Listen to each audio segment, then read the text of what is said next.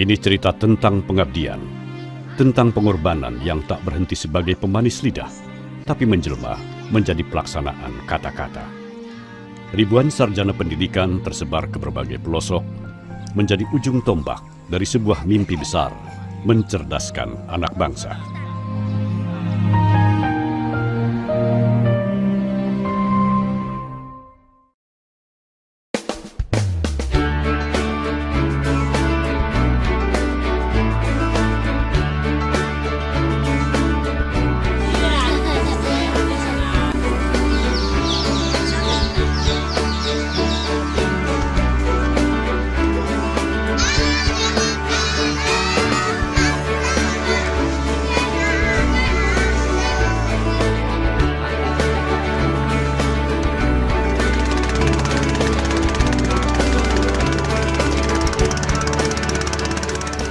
Hari telah jauh terang tanah ketika Asep Saifuddin, Sugih Gunawan, Arif Rahmanugraha, dan Aris Setiabudi menyusuri Sungai Tamiang di rimba pedalaman Aceh Timur.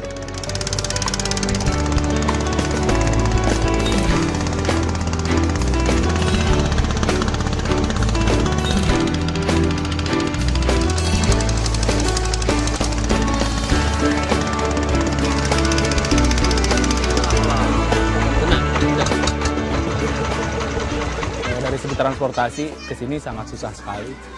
Harus menggunakan bot hampir 6 jam perjalanan dari pelabuhan di kota. Habis itu dari segi listrik, sinyal sangat susah di sini. Air kadang-kadang susah juga di sini musim kemarau. Yang membuat saya bangga paling bisa ikut memajukan bangsa Indonesia. Dulu mengajarnya paling di daerah perkotaan, ternyata udah masuk ke daerah pinggiran, daerah terpencil. Masih kurang dari segi pengelolaan sekolahnya pun, ya alhamdulillah bisa ikut turut serta mengembangkan sekolah, sangat bangga. Begitu juga Sarwenda Kongtesa, Christina Umboh, Andrew Kawengian, dan Hulbert Adilang. Untuk menuju sekolah di Pulau Adonara, Flores Timur, Nusa Tenggara Timur, lulusan Universitas Negeri Manado ini harus menempuh waktu yang tidak sebentar, selang-seling menggunakan perahu dan kendaraan bak terbuka.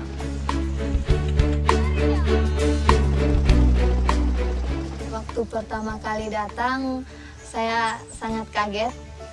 Karena waktu pertama kali datang, ternyata Bapak Kepala piara babi. Jadi tinggalnya sama Bapak Kepala selama seminggu, terus Bapak Kepalanya piara babi. Di samping kandangnya babi Bapak Kepala, ada lagi babi yang diikat. Pertamanya kaget gitu, wah babi besar-besar lagi babinya.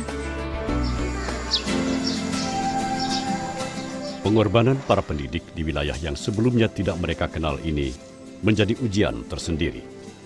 Betapa tidak, datang dari kota yang segalanya nyaris tersedia, mereka harus bersiasat untuk hidup dengan kondisi yang serba terbatas. Selama setahun, mereka akan mencurahkan segudang ilmu untuk para pelajar di pedalaman yang memang sangat membutuhkan sosok guru. Mengusung misi asah, asih, dan asuh, murid yang mereka hadapi adalah murid yang haus pendidikan dengan sentuhan kasih sayang.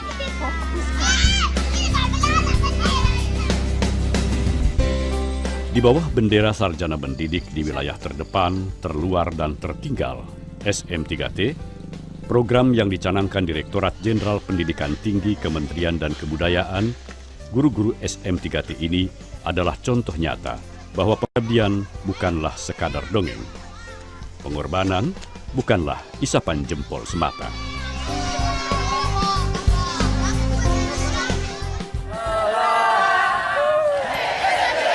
Untuk menjadi guru SM3T, mereka harus mampu melewati seleksi yang ketat, tersaring dari belasan ribuan peminat.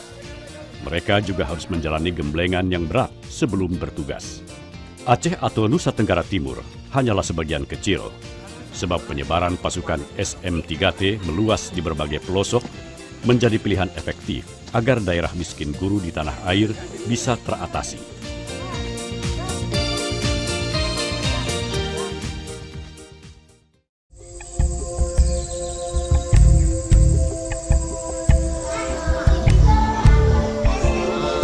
Sekitaran sekolah Bapak ngeliat banyak sampah nih ya.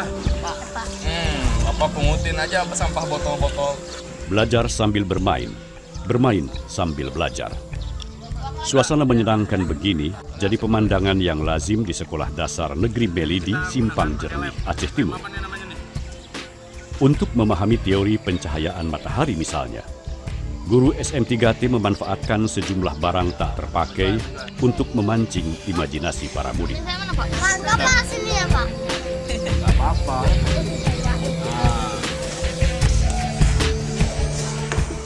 Mendidik seperti ini secara tak langsung memberi inspirasi bagi guru-guru setempat. Ada proses transfer ilmu yang mereka dapat. Ada penyerapan metode kreatif yang terserap. Ada kelebihannya Pak, sama seperti kami juga ada sebagian pelajaran yang masih sebagian yang kami tidak mengerti, dikasih tahu Pak kan. Pembelajarannya pakem Pak, bagus. Pembelajarannya kreatif, aktif, motivatif, dan menyenangkan Pak, bagus. Suasananya hidup di kelas, kita lihat Pak kan. Alhamdulillah Pak, bagus. Membantu, sungguh membantu. Kalau tiada dia, kami tidak mungkin tahu ilmu-ilmu yang dia bagikan kepada kami. Seperti contohnya saringan air. Gimana cara-caranya? Kami sudah mengerti tata cara saringan air. Tata kerama, tata pesantun, semuanya dari Pak Guru.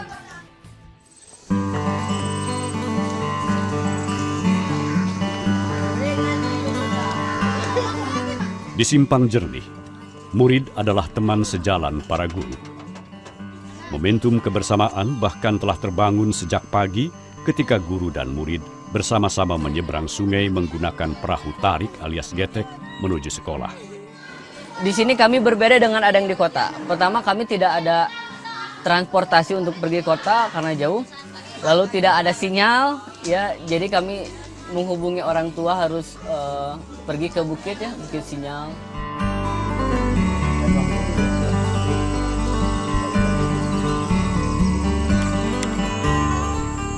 Bukit Sinyal memang menjadi satu-satunya areal di Simpang Jernih untuk melepas rindu pada keluarga. Disinilah, meski hilang timbul, jaringan telepon seluler bisa tertangkap. Komunikasi pun berlangsung jernih dengan cara meletakkan telepon di sela ranting pohon. Gerak sedikit, pembicaraan akan terputus.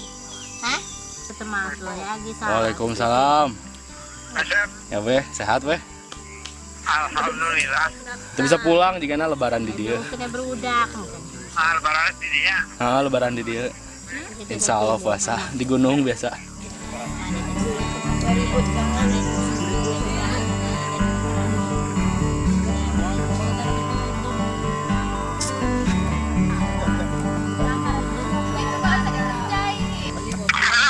Assalamualaikum.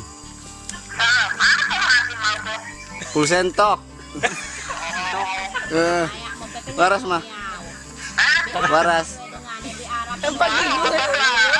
Ya lara Pak. Ya, kamu muter-muter kan, Biasanya gak kupingnya kebak kuno. Mungkin instruksi dari Bapak cuma sekian ya. Lokasi yang sulit sebetulnya menyimpan keadaan yang serba rumit. Sekolah yang cukup baik rupanya tak serta-merta memperlancar proses belajar mengajar, sebab persoalan paling mendesak di sebagian besar wilayah sasaran SM3T adalah tenaga pendidik yang kurang. Betapa tidak, di Simpang Jernih misalnya, dari 6 guru, 4 adalah guru SM3T, dan sisanya guru lokal. Bagi kami, bangunan itu tidak penting. Bagi kami, bangunan sudah berdiri kokoh. Bagi kami, buku-buku sudah tersedia dari pemerintah. Guru yang tidak ada di sekolah ini. Sekolah ini cuma ada 2 guru dan 4 dari kami. Seperti itu. Bahkan kalau daerah terpencil ini gurunya masih minim. Jadi apabila guru yang tidak hadir, mungkin ada yang sebagian ruangan yang nggak ada, SM3T membantu gitu Pak. Dia langsung membantu. Kan sebagian, apalagi Pak di SMP, seandainya kalau tidak ada guru SM3T maka sekolah SMP itu akan tutup Pak. Tutup sekolah, saya jamin tutup. Sesungguhnya, Simpang Jernih adalah wilayah yang kental dengan kisah pilu. Di sini, duka pernah menggetarkan program SM3T. Itu terjadi ketika Geget Zaludio Sanua Anafi dan Winda Yulia gugur dalam tugas. setelah terseret deras arus sungai Tamiang dalam perjalanan menuju sekolah. Kendati sulit memadamkan kesedihan, keluarga tetap bangga pada totalitas pengabdian Geget dan Winda. Almarhum Geget pas waktu ikut SM3T dan diterima gitu ya di SM3T. Dia pertama kali itu mengungkapkan kegembiraannya bahwa dia bisa berjihad. Dari situ mungkin ya salah satu cara bagi pemikiran dia, salah satu cara bahwa inilah pengabdian dia dalam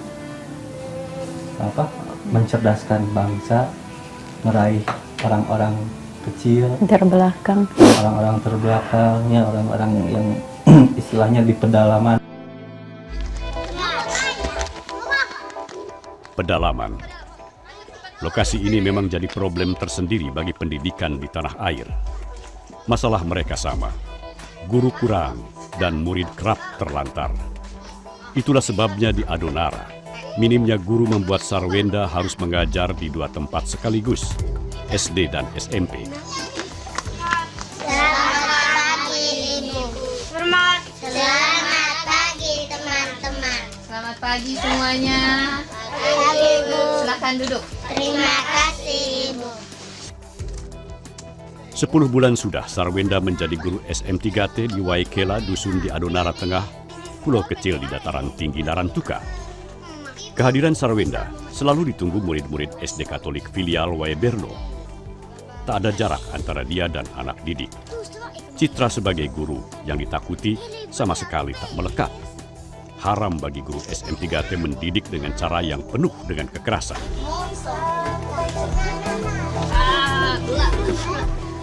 Saya senang kepada Kak Enda karena Kakak Enda itu baik, tidak kasar, lemah dan sabar. Guru-guru yang lain itu kasar, karena aku tidak tahu, tidak mengerti, itu tuh dipukul. Aku tidak tahu baca, tidak tahu tulis, itu ibu marah.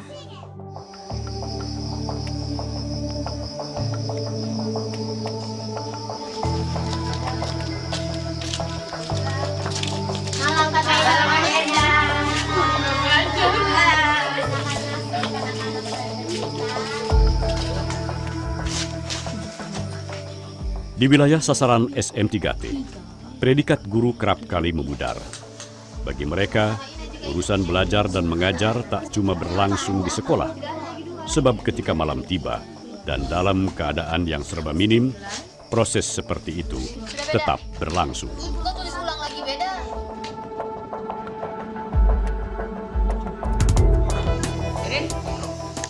Di Simpang Jernih, pendidik SM3T juga kerap meluangkan waktu untuk mengajari murid mengaji, terlebih lagi saat tiba bulan suci.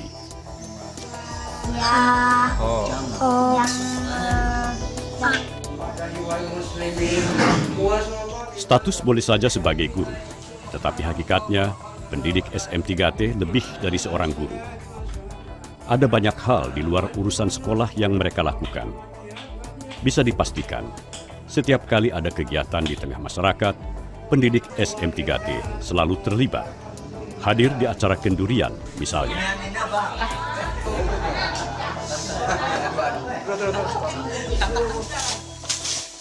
Atau kerja bakti membersihkan lingkungan.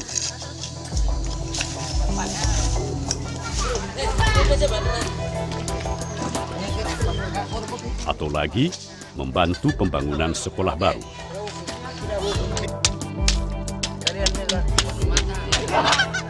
Ibu Endang sangat dibutuhkan oleh masyarakat di sini, dan Ibu Endang juga boleh dikatakan bahwa memiliki warga ataupun memiliki masyarakat yang sangat luar biasa di dusun Waikela Waimatan. Yang keterlibatan dari semua yang ada, dia selalu ikut terlibat dalam bagian-bagian tersebut.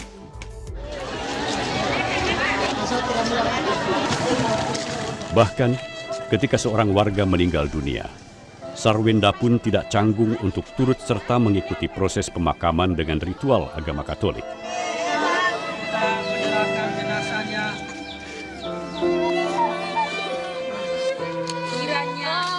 Saya menganggap bahwa penyesuaian diri itu penting. Saya harus menghormati adat mereka, kebiasaan mereka, terus keseharian mereka, terus anak-anak yang saya ajar, saya anggap sebagai adik-adik saya sendiri. Mereka yang menghibur saya.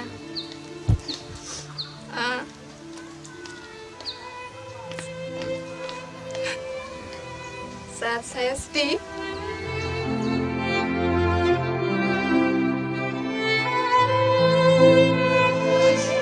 Sarwenda tak tahan.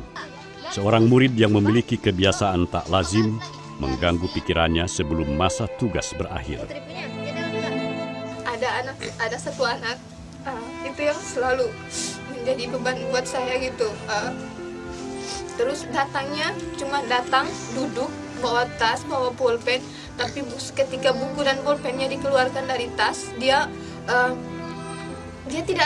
hanya pegang pulpen tapi tidak akan menulis. Jadi bukunya itu seharian itu kosong aja.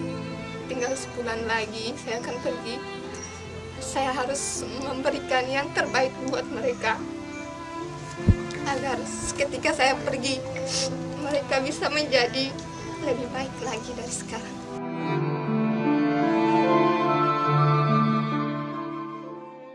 Lancang kuning berlayar malam, lancang kuning berlayar malam. Kalau nakoda kuranglah paham, kuranglah paham. Alamatlah kapal akan tenggelam. Alamatlah kapal akan tenggelam. Lancang kuning berlayar malam. Lewat lagu Lancang Kuning, nyanyian rakyat Riau, sekumpulan bocah sekolah dasar di pedalaman Papua ini mencoba memahami bahwa Indonesia sesungguhnya tidak cuma Tiom, tanah kelahiran mereka yang terkepung lembah dan pegunungan.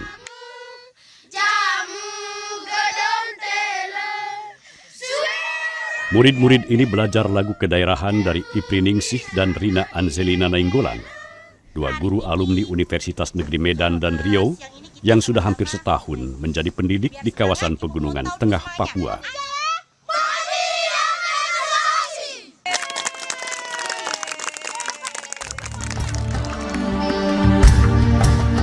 Galibnya guru SM3T, ada saja pengalaman unik yang mereka alami.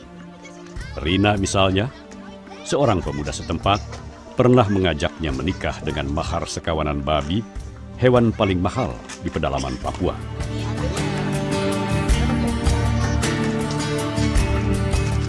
Ibu guru, kalau kau sudah datang ke sini, kau harus cari suami orang sini juga, orang Guningame juga, dia bilang begitu. Baru saya kasih jelas lagi, Bapak, saya ke sini mau mengajar bapak-bapak sama mama-mama punya anak. Saya ke sini bukan cari suami atau apa, saya bilang begitu kan. Tidak. Baru tidak ada pertemuan, saya menolak, dia maksa. Saya menolak, dia maksa. Saya menolak, dia maksa. Di sini, guru harus pula berjalan puluhan kilometer menjemput murid agar mau bersekolah. Bapak, mari. Di awal-awal kita juga kebingungan.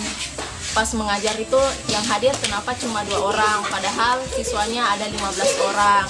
Kita menjemput ke rumahnya, bersosialisasi kepada orang tuanya, memberikan gambaran bahwa sekolah itu sangat penting. Mereka juga harus siap menyediakan waktu di luar jam belajar. Maklumlah, mereka tak mungkin memberi pekerjaan rumah, lantaran sebagian besar murid di pedalaman Papua masih menetap di Honei, rumah adat yang pengap dan gelap. Murid guru SM3T begitu beragam. Lihat lagi, kok siswanya ini tua-tua, bahkan saya melihat sudah ada siswa yang bahkan berambut putih. Jadi pada awal pertama datang sih saya bisa menebak bahwa ini pasti siswa umurnya lebih tua daripada saya. Ternyata saya tanya-tanya, memang benar. Bahkan ada siswa saya yang umurnya itu lebih tua daripada orang tua saya. Yudin Ainusi, kepala desa di Manokwari, tak pernah lupa dirinya pernah berada di bawah bimbingan guru-guru SM3T. Kami ingin sekolah supaya apa yang kami tidak tahu bisa tahu. Jadi saya ingin mereka tetap di sini supaya bisa yang tetap di pelajaran ekonomi tetap, terus bahasa Inggris tetap, karena tenaga di sini kurang. Kini Yudin bisa menularkan ilmu ke anak-anaknya, agar nasib mereka tak seperti dirinya yang terlambat bisa menulis dan membaca. Karena itu, sekali lagi kehadiran SM3T ini luar biasa. Di dalam jangka pendek, mereka sudah berhasil mempengaruhi guru-guru lokal untuk juga terpancing untuk ikut mulai aktif. Jadi dengan kehadiran SM3T, teman-teman guru ini yang lokal yang ada di mana-mana ini, lihat bahwa guru-gurunya ini sudah mulai meningkat. Mereka mulai kembali, mulai belajar. Seperti itu. Walaupun dengan keterbatasan yang sangat luar biasa. Ada guru yang sampai di tempat tugasnya itu tidak bisa pakai mobil. Mereka harus jalan kaki. Tapi mereka sampai.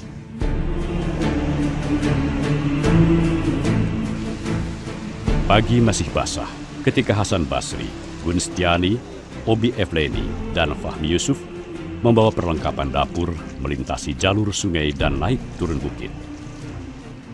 Para alumni Universitas Negeri Riau ini termasuk pendekar-pendekar SM3T yang telah tahan uji.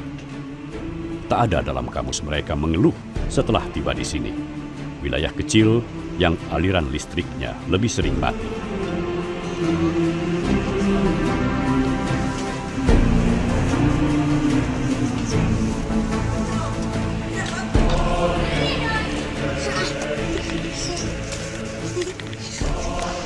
Halo anak-anak.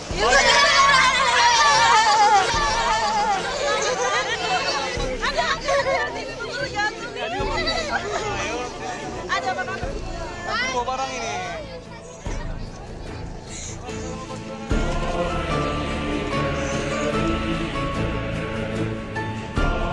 Selamat pagi. Pagi. Apa kabar? Oke, semangat ya. Tanah Papua, tanah yang kaya, sudah kecil jatuh ke bumi. Seluas tanah, sebanyak batu, adalah harapan. Hitam kuning, keriting rambut, aku Papua. Totalitas kasih sayang dalam mendidik melahirkan kedekatan yang tulus. Murid-murid ini begitu mencintai sosok guru, layaknya sahabat. Mereka begitu akrab. Kalau meninggalkan anak-anak di sini tentu jujur siapa guru mereka lagi. Kemudian apakah guru asli di sini akan melanjutkan perjuangan kami dan apakah anak-anak ini masih bisa belajar setiap hari gitu kan? Mau ibu guru pulang? Tidak mau. Tidak mau. Tidak mau. Mereka tak bisa jauh. Ketika Obi yang tak lama lagi selesai bertugas berpamitan, tangis mereka pun tak terbendung.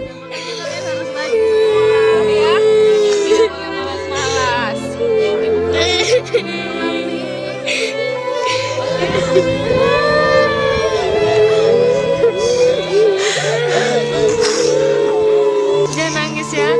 Jangan nangis, oke? Jangan nangis. Udah.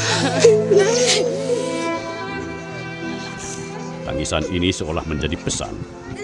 Mereka bukan cuma ingin bisa membaca atau menulis.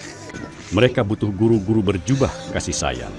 Guru-guru yang tak cuma bermimpi dan puas menjadi pegawai negeri sipil, atau syukur-syukur bisa bergaji tinggi. Mutiara